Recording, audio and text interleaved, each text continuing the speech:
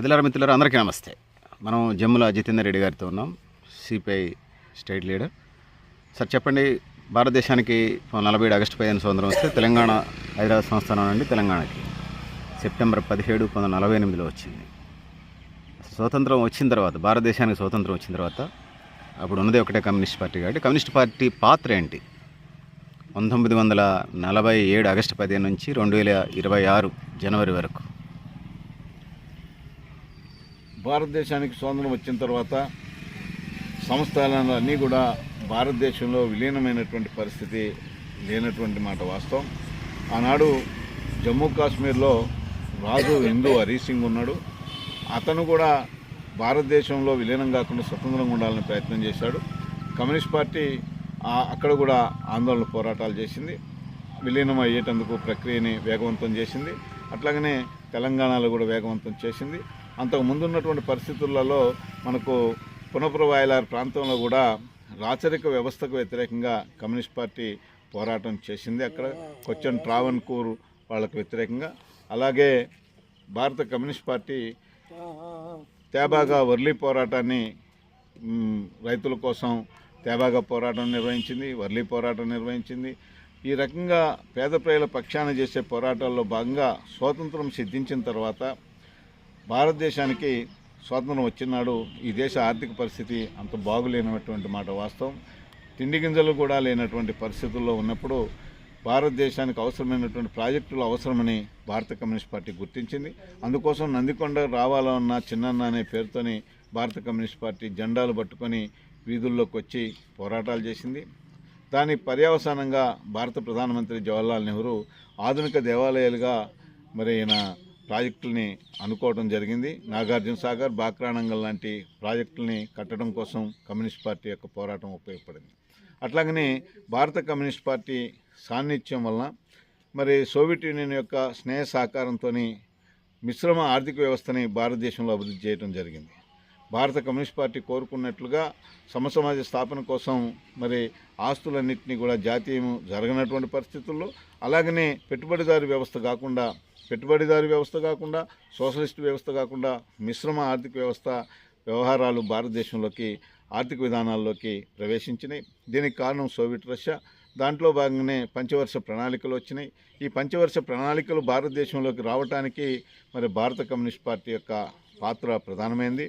అలాగనే శాస్త్ర సాంకేతిక రంగాల్లో సైన్స్ అండ్ టెక్నాలజీలో అభివృద్ధి సాధించాల్సినటువంటి అవసరం ఉండే. గుండు పినీస్ కూడా తయారు చేసేటువంటి పరిస్థితి లేకపోవడం వల్ల బిలాయ్ ఉక్కు కర్మాగారాన్ని సోవియట్ సహకారంతో భారతదేశంలో నిర్మించడం కోసం, అట్లాగనే మనం ఈ ఐఐటీలు, ఐఐఎంలు లాంటి సంస్థల్ని స్థాపించడం కోసం ఆందోళనలు, పోరాటాలు మనం నిర్వహించడం జరిగింది. అట్లాగనే బ్యాంకుల జాతీయకరణని సాధించడం ద్వారా అప్పుల్ని సామాన్య మానవుడి దగ్గరికి తీసుకురావడం కోసం ప్రయత్నం చేశాం.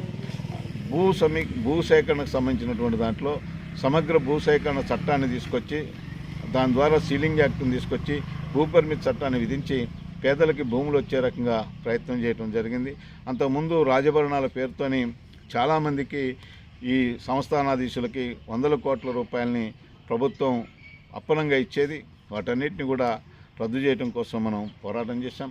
కార్మికుల యొక్క హక్కులు రక్షించబడటం కోసం, 8 గంటల పని విధానం కోసం, లేదా వారు పనిచేస్తున్నటువంటి ఉద్యోగ స్థానాల్లో మరి యాక్సిడెంటల్గా మరణించినా, యాక్సిడెంట్కు గురైన ఇతర కారణాల చేత ఏదైనా మరణాలు సంభవించినా వారికి మరి వారి కుటుంబానికి అవసరమైనటువంటి నిధుల్ని సమీకరించడం, నిధులు ఇచ్చేటువంటి ఏర్పాటు చేయటం, వాళ్ళ కారుణ్య నియామకాలు వాళ్ళ కుటుంబ సభ్యులకు ఎవరికైనా ఉద్యోగాలు వచ్చే రకంగా కమ్యూనిస్ట్ పార్టీ కృషి చేసింది.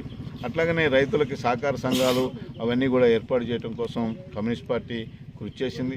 బడుగు బలహీన వర్గాల మీద దాడులు జరగకుండా కాలక్రమంలో అనేక రకాలైనటువంటి చట్టాలు రావడం కోసం, వాళ్ళ మీద దౌర్జన్యాలు, దాడులు జరిగినప్పుడు కమ్యూనిస్ట్ పార్టీ ప్రతిఘటన పోరాటాలని నిర్వహించి ప్రభుత్వం దృష్టికి విషయాలను తీసుకొచ్చి వారికి వచ్చే రకంగా ప్రయత్నం చేసింది.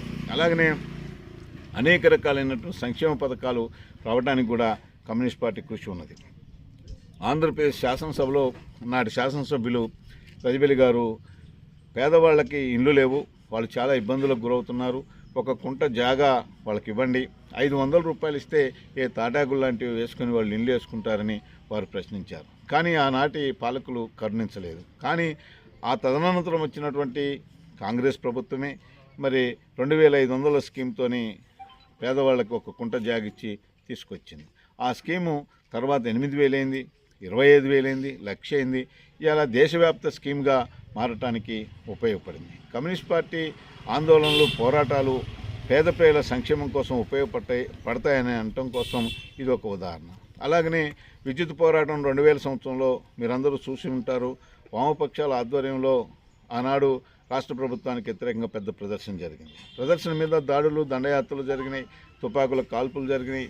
ఆనాడు అనేక రకాలైనటువంటి గుర్రాలతో తొక్కిచ్చారు, చిత్రహింసలకి ప్రజలను గురి చేశారు. కానీ తదనంతరం వచ్చినటువంటి ఏ పాలకుడు కూడా విద్యుత్ ఛార్జీలను పెంచడానికి సాహసం చేయలేదు. ఇలా ఉచిత విద్యుత్ వచ్చింది అంటే ఆనాటి కమ్యూనిస్ట్ పార్టీల యొక్క పోరాటాలని మనం గుర్తుంచుకోవాల్సినటువంటి అవసరం ఉంది.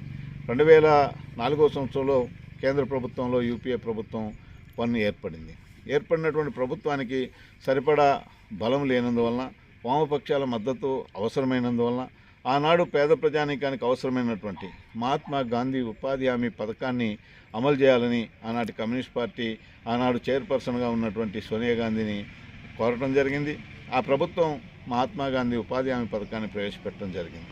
అట్లాగనే ఇన్ఫర్మేషన్ యాక్ట్ కానివ్వండి, లేకపోతే అటవీ హక్కుల చట్టం కానివ్వండి, పేద ప్రజలకు ఉపయోగపడేటువంటి అనేక రకాలైనటువంటి చట్టాలని తీసుకురావడంలో కమ్యూనిస్ట్ పార్టీ పాలకుల్ని మెళ్ళ వంచి కృతకృత్యులైనటువంటి పరిస్థితి ఉన్నది. అలాగనే రుణమాఫీ కోసం 2006 సంవత్సరంలో భారత ఖమ్మం జిల్లాలో ఉన్నటువంటి రైతు సంఘం, మరి ఆంధ్రప్రదేశ్ రైతు సంఘం ఆనాడు ఆందోళన చేసింది, బ్యాంకుల్ని ముట్టడించింది.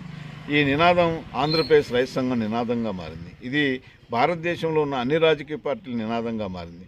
తద్వారా ఆనాడు పాలకులుగా ఉన్నటువంటి యూపీఏ 1 గవర్నమెంటు అనివార్యంగా రైతుల యొక్క రుణమాఫీ చేయాలనేటువంటి నిర్ణయానికి వచ్చి అధికారం మరొకసారి రావాలని కోరుకోవడం వల్ల వాళ్ళు రుణమాఫీ చేయడం జరిగింది.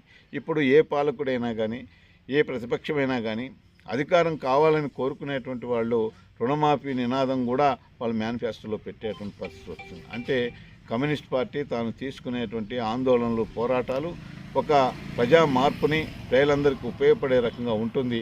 చిరస్థాయిగా కమ్యూనిస్ట్ పార్టీ నిర్ణయాలు పేద ప్రజలకు ఉపయోగపడతాయి. పేద ప్రజల యొక్క అభ్యున్నతే కమ్యూనిస్ట్ పార్టీ లక్ష్యంగా స్వాతంత్రానంతరం భారత కమ్యూనిస్ట్ పార్టీ పనిచేసింది. కమ్యూనిస్ట్ పార్టీల యొక్క కృషి వలన వచ్చినటువంటి గ్రామీణ ఉపాధి హామీ పథకాన్ని ఈనాడు నిర్వీర్యం చేయడం కోసం కేంద్ర ప్రభుత్వం ప్రయత్నం చేస్తుంది. మహాత్మా గాంధీ మీద కోపమేమిటో మనకు అర్థం కాదు. కోపమే ఉన్నది. గాంధీని హత్య చేసిందే ఆ యొక్క ఆర్ఎస్ఎస్ వాడు గాడ్సే కాబట్టి గాంధీ పేరు దాంట్లో ఉండకూడదని తీసేశారు.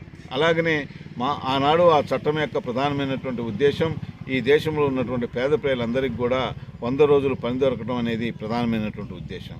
ఆనాడు రాష్ట్ర ప్రభుత్వాల యొక్క భాగస్వామ్యం కూడా చాలా నామినల్గా ఉంది. ఇవాళ రాష్ట్ర ప్రభుత్వాల యొక్క భాగస్వామ్యాన్ని 40% నిర్ణయించడం ద్వారా ఈ యొక్క పథకాన్ని ఎత్తివేసేటువంటి పరిస్థితి మనకు కనపడుతూ ఉంది. రాష్ట్రాల యొక్క ఆర్థిక పరిస్థితి ఈ దేశంలో 7-8 రాష్ట్రాల్లో తప్ప మిగిలిన రాష్ట్రాల్లో వాళ్ళ బడ్జెట్ని, వాళ్ళ ఉద్యోగుల యొక్క జీతభత్యాలను ఇచ్చుకునేటువంటి పరిస్థితుల్లో కూడా లేనటువంటి పరిస్థితి మనకు కనపడుతూ ఉంది.